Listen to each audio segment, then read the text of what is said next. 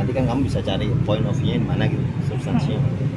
Tapi usahakan sih akan mencakup dari 6 pertanyaan besar ini. Gitu. Kan itu kan kemarin ada data ya Mas ya, tapi itu datanya dia belum rinci apakah itu penggunaan HP-nya itu HP-nya aja atau internet use-nya. Jadi gitu. Apakah menurut Mas ini karena dampak pandemi yang sebelumnya kah atau gimana? Oke, jadi sebenarnya penggunaan HP dan internet itu dua hal yang berbeda. Karena kan kalau kita coba kulik sejarah ya, kita lihat historicalnya, HP itu kan dimulai dari yang berfungsi telepon dan SMS ya. Coba aku geser dulu, jadi biar nggak annoying di situ. Jadi kalau misalnya dilihat HP itu awalnya bukan menjadi sebuah komoditi. HP itu bukan komoditi. Artinya HP itu just things, barang. Iya. Waktu itu ya, waktu zamannya Nokia gitu. Tapi karena banyak sekali perusahaan yang dia mengincar benefit ya, dan dia berparas kapitalis gitu ya, sehingga menyebarkan paham kapitalisme. Jadi akhirnya HP itu menjadi barang yang sengaja dibutuhkan saat itu ya, memang menciptakan kebutuhan gitu kan. Memang saat itu aksesnya kan sangat terbatas ya, hanya telepon dan SMS. Nah, akhirnya internet itu berkembang, kalau nggak salah memang ada teorinya Manuel Castells itu bahas digital society atau network society. Itu pernah aku bahas kemarin di tempatnya Novia sama Novia. Itu di tahun 1990 sebenarnya sudah ada internet gitu, tetapi tidak dikomoditikan dan tidak dikomersialisasi. Iya, tidak dikomersialisasi. Makanya nah ini akan nanti masuk ke pertanyaan nomor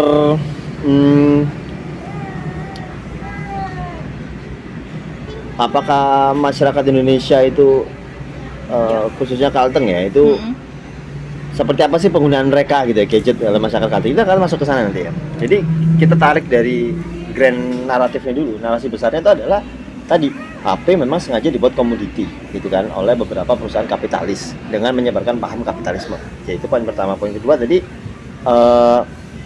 internet berkembang di tahun 90 gitu ya. Waktu itu di barat baru menggunakan internet. Nah, dengan adanya internet, nah akhirnya HP pun yang tadinya sudah menjadi barang yang dikomersilkan, nah akhirnya internet masuk ke dalam barang yang dikomersilkan itu. Karena memang internet juga saat itu sasarannya kan untuk komunikasi.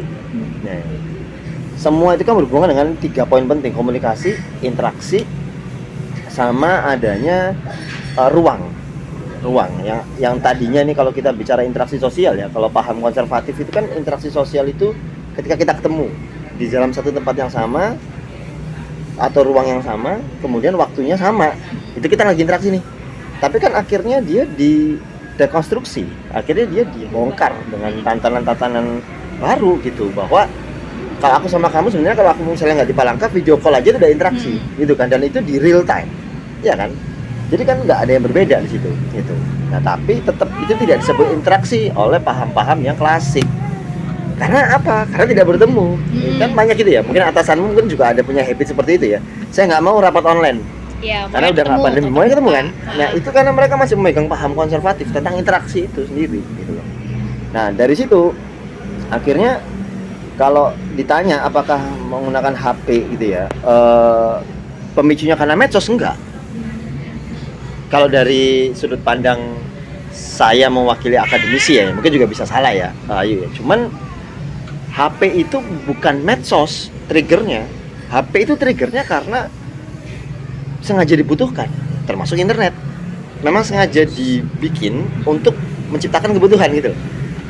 Bukan perusahaan yang dia menciptakan barang karena ada kebutuhan, enggak. Tapi ini dibalik. Nah, memang sengaja ini untuk supaya dibutuhkan gitu loh. Jadi perusahaan sama kayak vaksin COVID. Iya, itu kan dibikin bukan karena masyarakat lagi COVID, sebenarnya enggak. Dibikin ya karena memang kita menciptakan penyakit. Iya kan? Kemudian dibikin. Ini bikin. Nah, itu kalau paham-paham postmodern. Nah, ini masuk ke, jadi kalau berbicara internet itu sebenarnya mereka itu melegitimasi kita. Jadi kita itu sebenarnya dihegemoni oleh internet. Ya kan? Jadi kalau masyarakat, gak cuma masyarakat Kalteng ya, mungkin kalau bisa ditarik lebih besar, masyarakat yang di perkotaan, masyarakat urban itu mereka jauh lebih adiktif dengan internet. Mereka jauh lebih aktif dengan internet. Makanya akhirnya interaksi sosial berbasis offline atau konvensional itu sudah mulai ditinggalkan gitu loh. Jangan jauh-jauh, Menteri Pendidikan aja akhirnya semua didigitalkan. Karena memang beliau besar dalam ranah digital. Gitu loh. Besar dalam ranah startup. Nah, kebetulan aku memang 5 tahun di startup di Ruang Guru. Jadi memang aku juga cukup besar di sana gitu. Yang dulunya aku sales door to door. Sales dari pintu ke pintu. Ruang Guru Mas.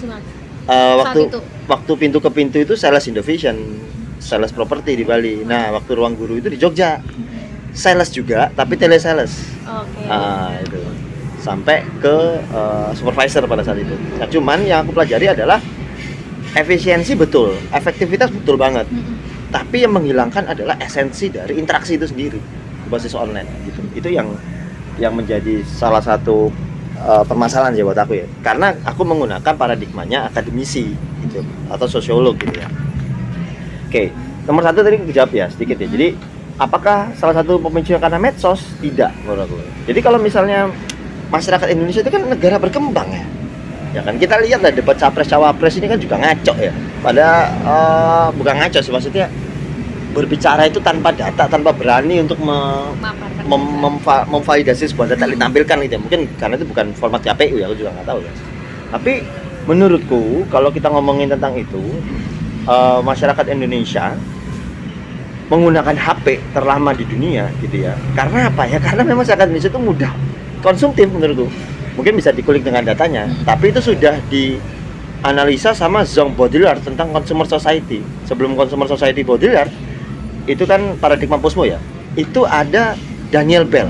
Dia pernah mengkaji tentang masyarakat post industrial. Dan kamu tahu dari dua tokoh itu dan dua dalil teori mereka itu semua di-trigger sama apa atau dipicu sama apa? Dipicu karena kita sedang dalam rezim neo-kapitalisme. Jadi kalau neokolonialisme. Jadi kalau dulu kolonialismenya kita kan jajah Belanda gitu ya, tenaga kita dipakai ya. Sekarang itu enggak. Internet sama HP itu jadi neokolonialisme gitu loh. Tanpa kita sadar kan. Coba kita shutdown internet 2 hari apa enggak? Semua kelimpungan, ya kan? Jadi itu yang terjadi. Oke. Kemudian nomor 2 ya, penggiat medsos dan dunia digital.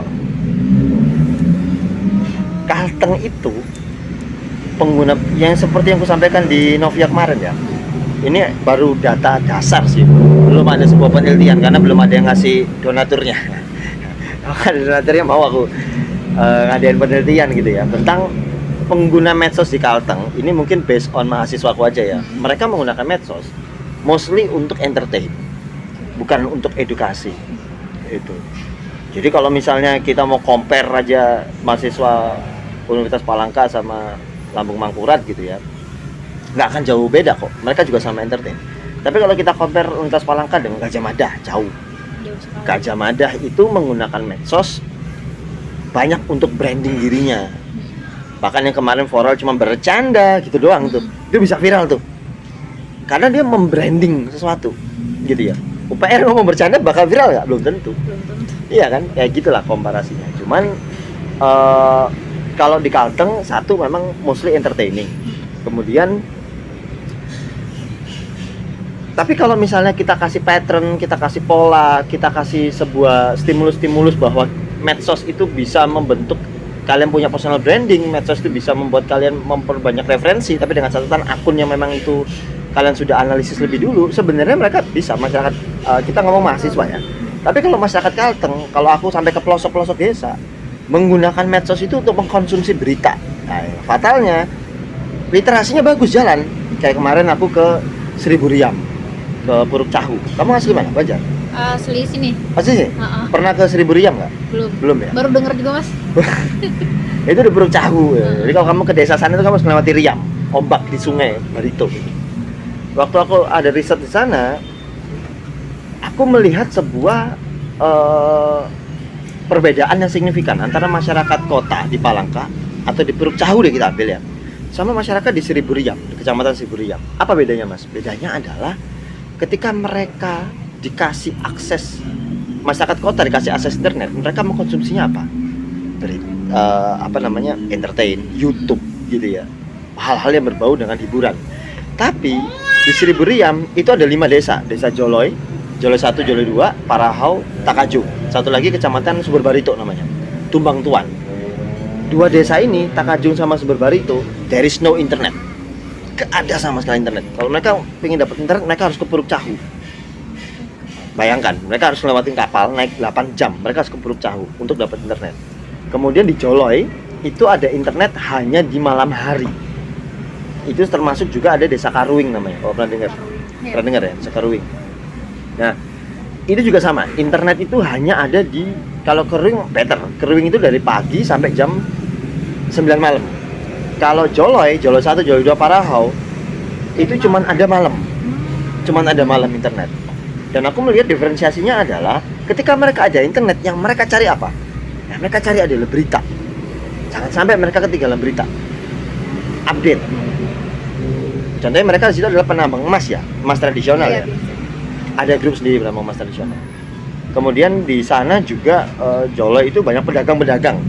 Mereka perlu update gimana nih traffic di Puruk Cahu, harga naik atau enggak. Itu yang mereka prioritaskan gitu loh. Bukan ya itu, kadang-kadang masyarakat kalau terlalu dimanjakan oleh internet, yang ada mereka menggunakan hanya untuk kebutuhan-kebutuhan yang bersifatnya hanya hiburan ya, atau kebutuhan, bukan kebutuhan primer gitu loh, kebutuhan yang memang kebutuhan tersier atau apa bahasanya. Nah, tapi kalau ketika internet itu dibatasi, ternyata masyarakat itu bisa bergerak untuk mencari kebutuhan primer mereka. Itu yang aku pelajari, itu yang aku analisis ya. Jadi sekali lagi, kalau misalnya ngomongin penggiat, aku sebagai penggiat medsos dan digital, melihat penggunaan medsos ya atau gadget di masyarakat Kalteng itu terbagi menjadi 2 kelompok, antara masyarakat kota urban sama masyarakat desa yang memang tidak ada internet, dan internet itu terbatas sekali limitnya. Bahkan di Takajung Tumbang Tua tidak ada internet, hanya ada sinyal telepon sama SMS, dan itu kembali ke HP jadul. Itu yang dipakai. Jadi ini akan trilogi, ada triloginya. Mereka kalau telepon pakai HP jadul, HP yang dipakai para koruptor. Karena nggak bisa kelacak kan, kalau HP gitu kan. Itu sih. Makanya kenapa Nokia nggak tutup, mungkin karena itu ya. Masih ada kebutuhan itu. Masih ada kebutuhan itu. Oke. Itu ya nomor 2, jadi dibagi 2 kelompok itu, dan kalau yang masyarakat urban karena dia terlalu concern ke hiburan, concern ke hal-hal yang bersifat hanya yang cenderung mungkin berita-berita hoax, kemudian yang penyebarannya terlalu masif, itu juga kadang bahaya loh. Kita mengkonsumsi terlalu banyak berita, itu jadinya overthinking. Makanya mental health overthinking itu kan sebenarnya penyakit yang orang kampung nggak akan pernah kena, karena mereka tidak mengkonsumsi berita sembarangan. Itu dulu. Ada yang mau tanyakan dulu sama situ? Masyarakat urban ini dia pas megang gadget itu nyarinya hiburan, apa dia sudah menerima informasi dari koran atau dari televisi, nggak kayak di masyarakat kampung pada umumnya, Mas? Makanya masyarakat yang di pedesaan kan mereka utamanya mencari berita dulu gitu, bukan hiburan. Karena mungkin mereka sehari-harinya kayak kerja, istirahat, makan gitu. Mungkin hiburannya cuma ngobrol atau interaksi sama masyarakat. Jadi ada 2 perbedaan di situ. Kalau analisisku ya, sebenarnya masyarakat urban itu mereka sudah gini ya, yang jadi masalah adalah adanya distingsi, adanya kesenjangan dan kesadaran. Jadi antara distingsi sama konsensus. Kalau bahasa dalam sosiologi ya. Apa distingsinya? Distingsinya, kesenjangannya adalah tadi ketika mereka too much information, jadinya mereka justru tidak bisa memfilter karena tidak ada edukasi tentang filter informasi. Mau Menkominfo itu ngomongin tentang di-sharing hoax segala macam, tetap tidak ada edukasi yang merata kan? Dari kota ke kota, desa ke desa. Pernah ada nggak? Nggak pernah ada. Apakah menggunakan media TV itu secara setiap pagi setelah Indonesia Raya akhirnya edukasi menggunakan atau edukasi mencerna berita, kan nggak pernah ada. Yang ada Mars Perindo kan. Nah, itu jadi masalah di situ. Jadi itu juga nggak lepas dari bagaimana TV yang harusnya menjadi media yang ada triloginya dengan gadget ya, mereka justru berdiri sendiri gitu. Mereka berdiri sendiri. Itu sih yang jadi masalah. Tapi kalau masyarakat desa, sebenarnya nggak cuma masyarakat desa. Kalau masyarakat kota, kau bisa bayangkan kalau masyarakat kota di challenge hal yang sama seperti masyarakat desa, mungkin itu akan merata. Jadinya hoax itu akan bisa berkurang dengan sendirinya. Kita nggak akan nonton Prabowo joget secara masif gitu. Tapi kan banyak perusahaan dan banyak kelompok yang dirugikan. Buzzer merugi, perusahaan Telkomsel merugi, ya kan? Kalau internet itu dibatasin semua, dan banyak lah yang dirugikan. Nah itu sih yang ya kalau analisisku ya. Dan ada baiknya sih, memang kita harus ada ini sih, harus ada sebuah tadi distingsi dari kesenjangan itu yang harus ada sebuah edukasinya gitu. Bagaimana mengatasi kesenjangan itu, dan terus konsensus tadi, kesadaran masyarakat urban dalam mencari berita itu ada. Tapi berita yang mana? Nah, itu makanya ada dalam teori kita tuh struktural konsensus, bahkan kesadaran itu harus struktur. Ada strukturnya, orang sadar itu. Gitu sih. Tapi nanti itu kalau aku jelasin malah ke ilmu komunikasi ya. Enggak ke masyarakat. Itu sih. Kalau menurut Mas, data yang saya kirim kemarin perlu kita khawatirkan nggak sih, karena Indonesia berada di peringkat pertama penggunaan HP terlama di dunia? Tapi ini memang datanya memang belum jelas sih Mas, ini antara dia menggunakan HP atau internet use-nya atau gimana ya gitu, dan usianya pun tidak ada di data itu. Ya, memang kalau dalam kelengkapan datanya sih kulihat sekilas juga masih belum bisa kita jadikan data primer ya. Iya. Belum bisa data primer ya.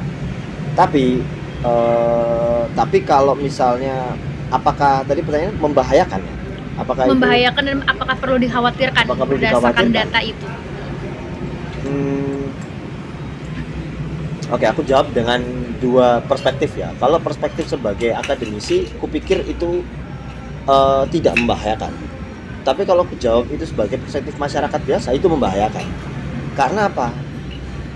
Kalau masyarakat biasa, ini dari tadi kan, kamu sering nggak ngelihat bapak ibunya hanya kerja sebagai buruh harian, tapi anaknya nuntut HP.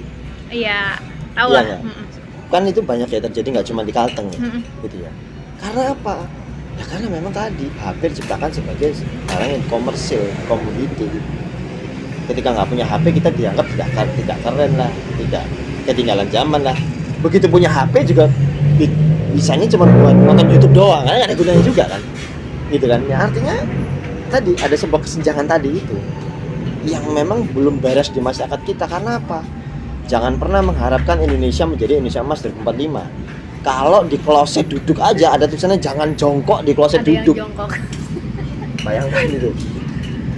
Ya aku ngobrol sama istri saya gitu tuh. Apa yang mau diharapkan dari Indonesia Emas 2045 masyarakat kita? Orang tulisan kloset duduk aja jangan jongkok di atas kloset duduk. Kan bungul gitu. Jadi kalau sebagai akademisi aku bilang itu tidak membahayakan untuk masyarakat yang memang dia paham bahwa smartphone itu harus digunakan dengan cara yang smart. Iya. Itu ya. Itu ya. Tapi kalau sebagai masyarakat sipil itu membahayakan. Bayangkan masyarakat akhirnya menghalalkan segala cara untuk beli iPhone, pinjol, cicilan. Itu menjadi dinamika loh, itu dinamika konflik berkepanjangan aja. Itu berkepanjangan. Jadi kalau aku lagi ngajar ke teman-teman mahasiswa, aku bilang bahwa kalian sadar gak bangun tidur melek, kalian sudah dihegemoni oleh internet. Oh enggak mas, kalau kita lagi buang air lu bawa HP nggak? Bawa mas, ya sama bangsat. Sama aja aku bilang, sama aja.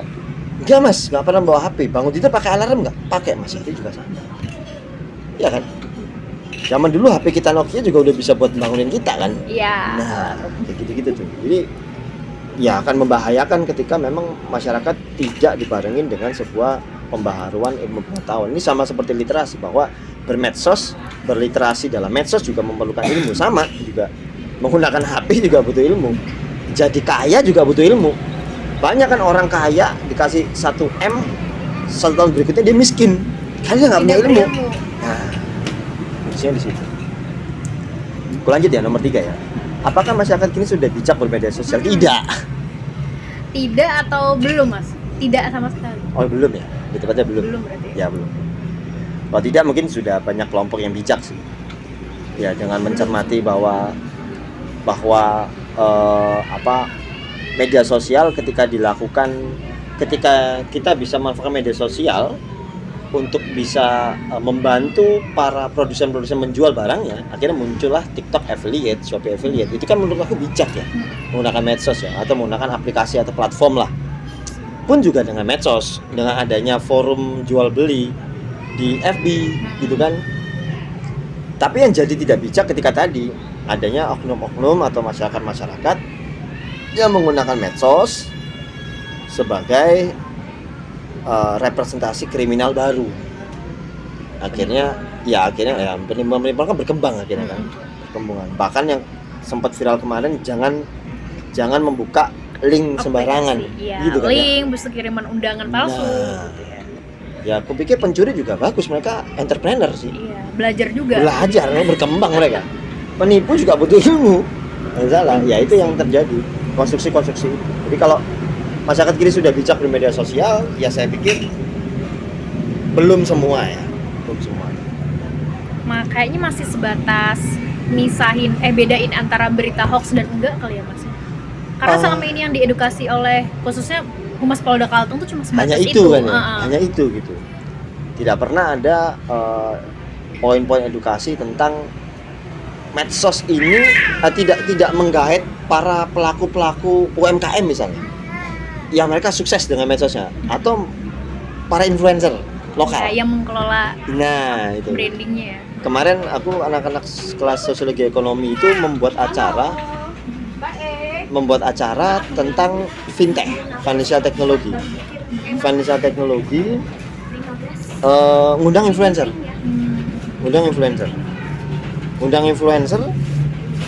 Mbak ini namanya Aziza atau siapa aku lupa, kalau pernah lihat kontennya di TikTok. Oh ya, yang perawat gitu kan. Betul. Iya, Ya, Aziza. Ya, ini aku ada fotonya juga. Jadi si Aziza ini harusnya digandeng sama Humas Polda Kalteng, Iya, sama betul.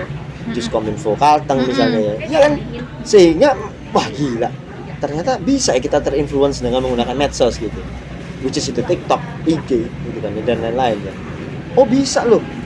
Jadi gimana sih konten creator tuh memikirkan kontennya sehingga ditonton dan layak memang di like dan save gitu. Dia mau ngomongin tentang Mama Bear gitu ya, produk susu ya setelah ibu melahirkan itu loh. Iya.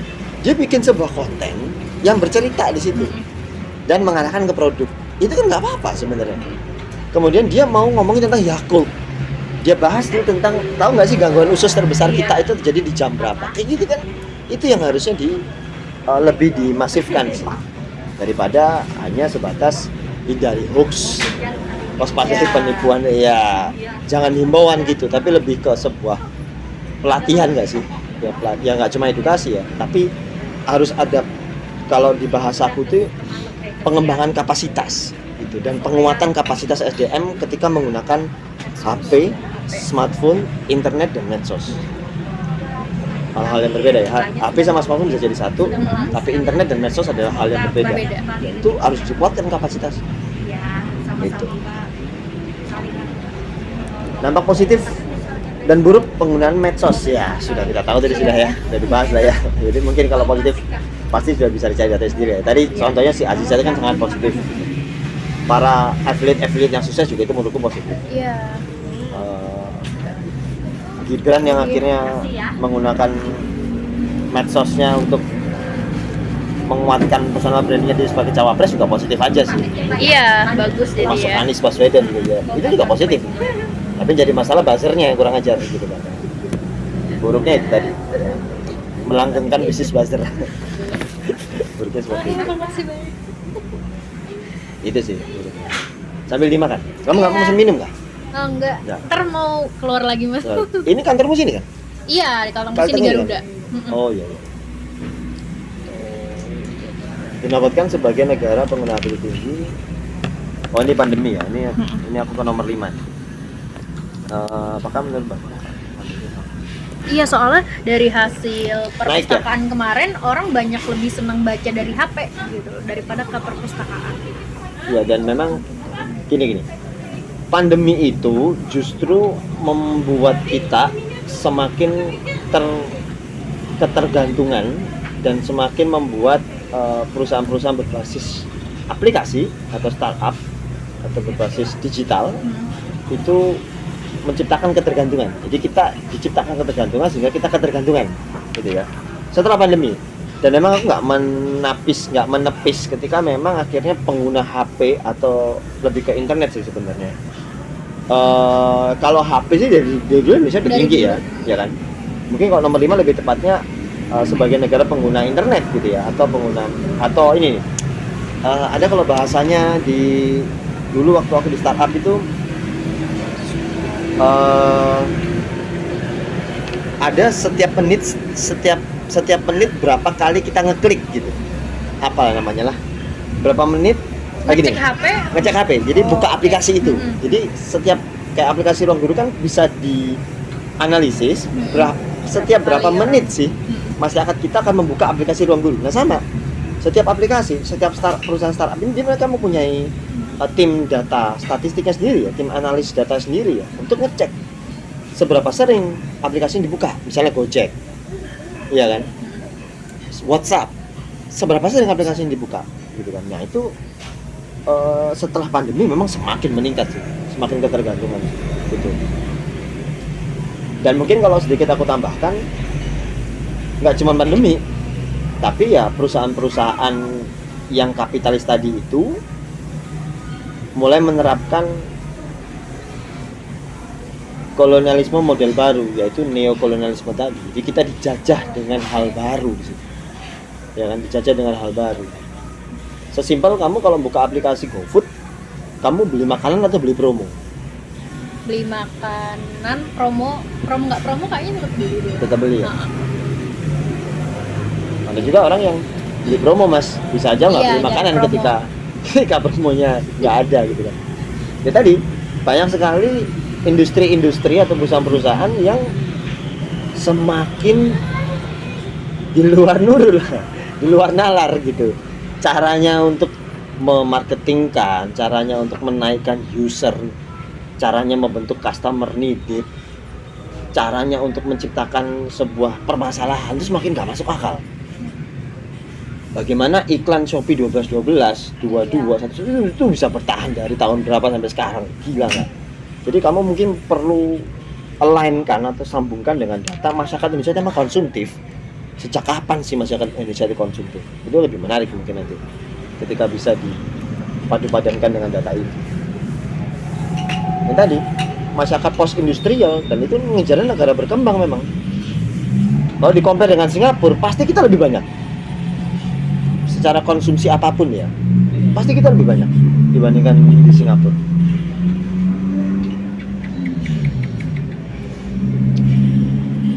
Last one, bagikan tips gunakan HP atau gadget dengan maksimal versi Pak Nata.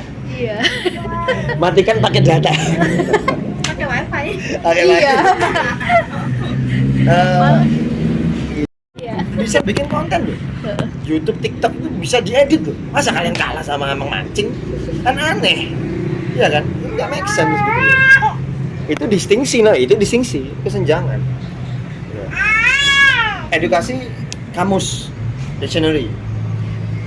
Walaupun kita memang bukan warga asing ya, tetapi bahasa Inggris itu ya jangan menjadikan bahasa yang asing gitu, tapi bahasa asing di kita, tapi harus bahasa yang memang melekat juga mau nggak mau gitu kan. Jadi ya itu sih, kalau ini khususnya di Kalteng ya, siapa Ayu ya, tapi kalau di Jawa memang rata-rata mereka sudah cukup bisa lah. Tapi ada juga sih temanku Mas, temanku S2 juga nggak bisa bahasa Inggris. Itu ada juga gitu. Satu lagi yang nggak kalah penting apa? AI. Tapi ini menjadi problematika.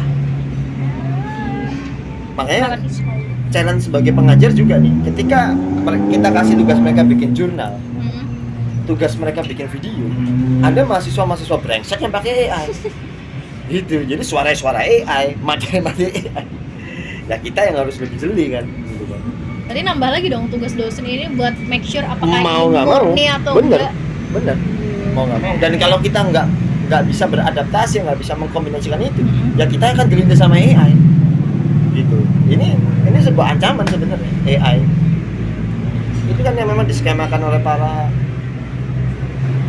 oligar. Gak cuma kapitalis, ini oligar dan elit global gitu yang menskemakan itu.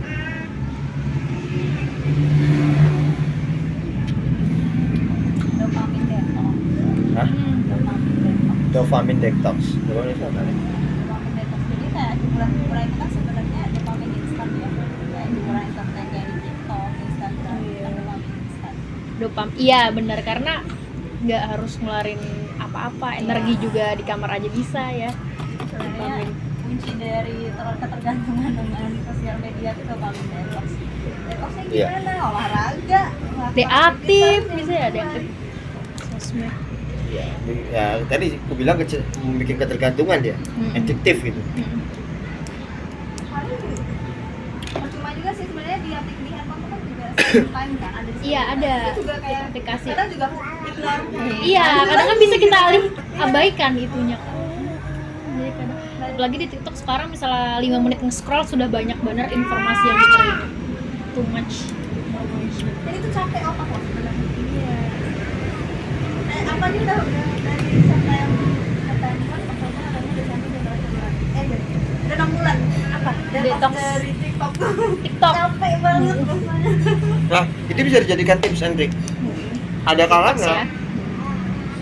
seorang individu atau manusia atau bahkan kelompok masyarakat itu mampu untuk memfilter aplikasi-aplikasi yang menurut mereka hanya memberikan toksik, sehingga menciptakan tadi dopamine detox tadi. Itu ya. Jadi itu kan tidak pernah ada. Mana ada kominfo Iya, kominfo nggak ada. itu? Yang jelas kalau misalnya judul yang mereka yang blokir, situs porno mereka yang blokir, sisanya saring sebelum sharing. Nah, itu toh. Itu aja. Tapi ada nggak cara filter? Iya. Karena semakin ke sini masyarakat yang akhirnya terlalu terkontaminasi dengan medsos ataupun gadget ataupun internet, mereka bisa gila sendiri. Itu menyerang mental, Iya, psikis, betul. ya kan, menyerang kita untuk distrust, tidak percaya dengan manusia, lebih percaya dengan virtual. Itu benar, Iya. itu benar. Apa-apa tergantung apa yang mereka lihat di sosmed. Ya. Jadi kebenaran yang akhirnya terbentuk itu yang absolut menurut mereka adalah kebenaran yang ada di medsos, bukan kebenaran dengan analisis mereka sendiri akhirnya. Itu yang terjadi. Jadi menurutku ada tips dan trik yang sangat menjadi komponen utama adalah filter.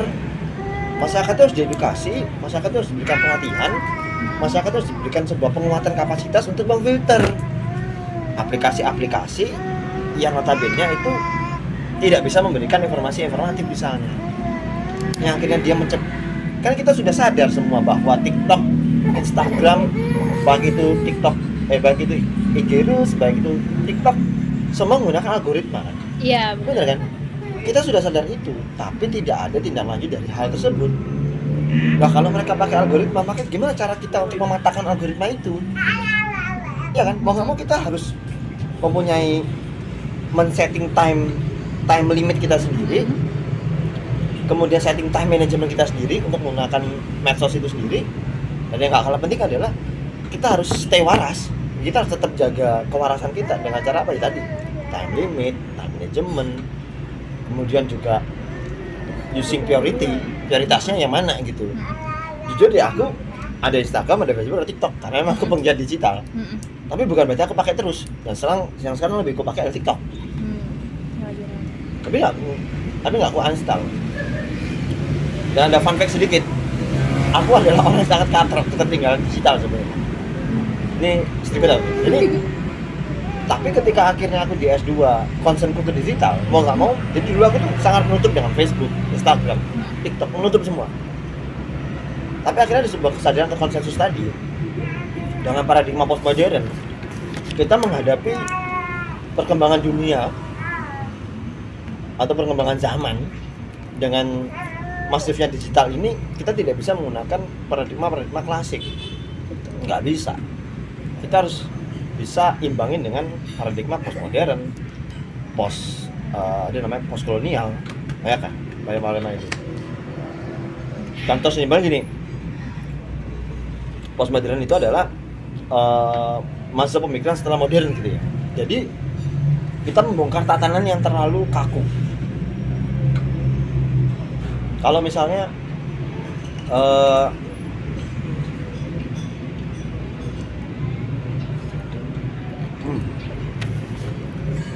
kalau misalnya kita terbiasa untuk WhatsApp itu ya, bahkan kenapa akhirnya ada fitur untuk kita menghilangkan centang biru, ya kan? Itu kan benar privacy di situ ya. Jadi gini, aplikasi-aplikasi ini akhirnya sebenarnya menciptakan kita untuk terus berkomunikasi, tapi juga menciptakan kita untuk jadi orang yang menutup komunikasi. Kayak tadi, aku paling kesel sama mahasiswa yang dia udah nggak ada foto profil, dialog foto profilnya, centangnya nggak ada juga, itu aku paling kesel. Terakhir dia juga nggak ada. Lasinnya. Padahal dia yang butuh, kan kurang aja. Kayak gitu. Kayak gitu, yang buat aku agak nggak ini. Terus, ya tadi, kalau misalnya postmodern itu harus membongkar itu tadi, ya, membongkar tatanan kita itu. Jadi jangan sampai kita terjebak, ya misalnya kita sangat menolak internet, nggak mungkin juga kan, nggak mungkin juga. Tapi kita juga jangan yang terlalu mendewakan internet, gitu. Makanya postmodernnya apa? Postmodernnya adalah tadi berani untuk menginstal aplikasi yang toxic. Kemudian kita harus bisa untuk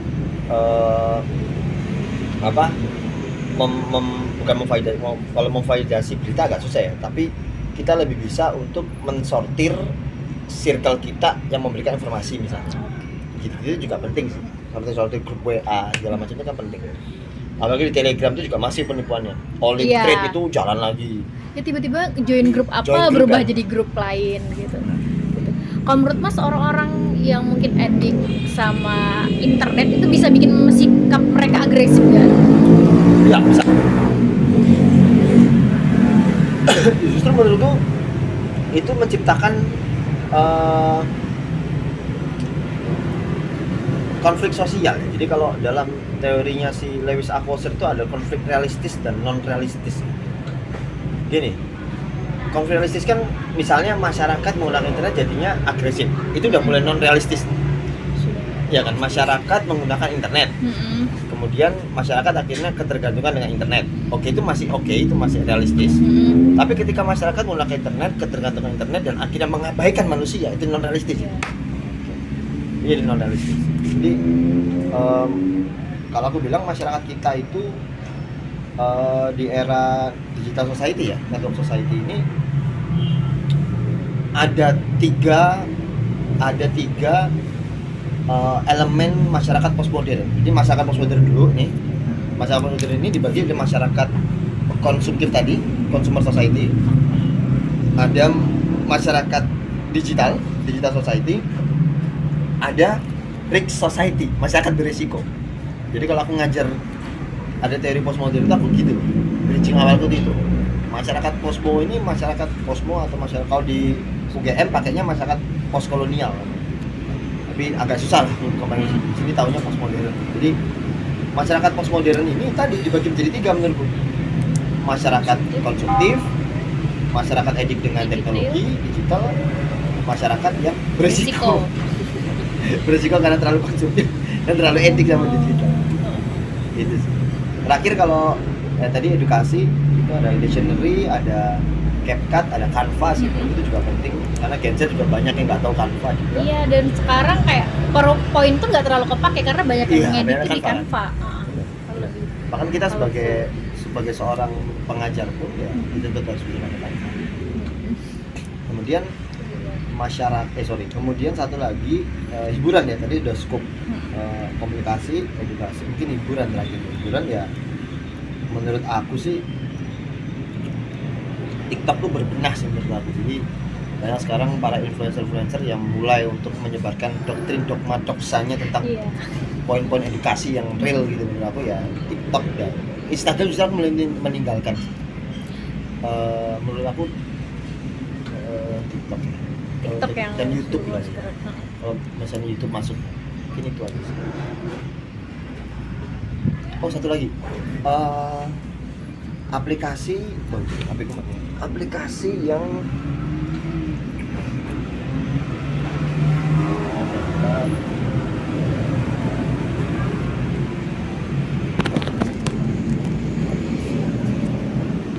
aplikasi data. Google Meet. Pokoknya berhubungan dengan data ya, berhubungan Iya. data dan untuk virtual room lah. Google Meet, Zoom, data itu ke G-Doc, Spreadsheet, G-Drive itu sih harus ada sih. Bahkan aku ketika pernah aku masuk dalam satu kelas gitu, mahasiswa aku nggak tahu cara pakai Google Drive. Karena jujur kalau aku ngajar, aku udah nggak pakai kertas, aku paperless. Jadi semua aku minta mereka masukin G-Doc, Spreadsheet, Drive. Satu drive itu semua bisa mencakup semua. Ada PPT mereka, ada G-Doc mereka. Itu sudah mencakup itu semua. Jadi aku paperless. Ya supaya mereka tidak hanya menggunakan teknologi atau internet hanya sebatas untuk mencari hiburan atau mencari kesenangan mereka gitu. Tapi ada poin edukasi dan ada substansi untuk kemajuan mereka sebagai generasi Z gitu loh. Oh gini cara pakai drive, itu bener. Cara pakai email aja dia nggak tahu. Padahal gampang banget. Gampang banget.